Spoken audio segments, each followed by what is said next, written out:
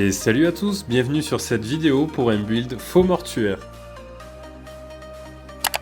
Pour ce build, nous allons utiliser une faux mortuaire que nous mettrons en affinité 100. Pour la portée, il vous faudra 17 en force et 13 en dextérité. Avec la faux mortuaire, ce sera un build de force. On peut voir qu'elle scale C sur la force, D sur l'ésotérisme et la dextérité. Pour récupérer la faux, il vous faudra vous rendre en Lurnia, non loin de la grasse falaise surplombant le lac. À l'emplacement de la flèche bleue se trouvent deux squelettes pendus à un arbre. Il vous faudra les farmer pour récupérer la faux.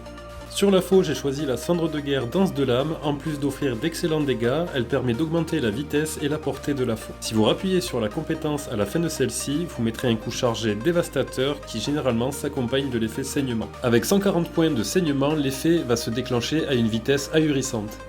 Pour récupérer cette cendre de guerre, rendez-vous à cet emplacement, non loin de l'arbre monde en Lurnia. Il vous faudra tuer un scarabée d'argent pour récupérer la cendre de guerre.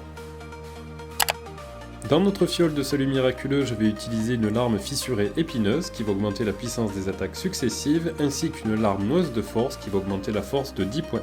Pour augmenter ma puissance d'attaque de 25%, j'utilise le cri de Chabriri, en contrepartie ma défense baisse de 20% et le buff dure 40 secondes, et également la compétence de l'étendard qui va augmenter la puissance d'attaque de 20% pendant 30 secondes. Pour ce build, il n'y a pas d'équipement particulier, si ce n'est le masque blanc qui va nous faire profiter d'un buff de 10% lorsque nous infligerons l'effet saignement.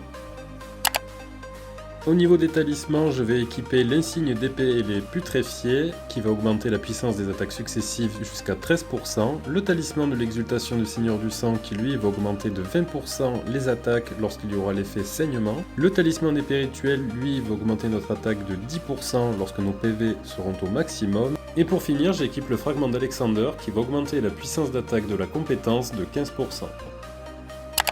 Pour les stats, nous allons lui mettre des stats diaboliques, 66 en force et en ésotérisme. N'oubliez pas qu'il faut 33 en foi pour lancer le cri de Chabriri et 14 en dextérité pour utiliser l'étendard du commandant O'Neill.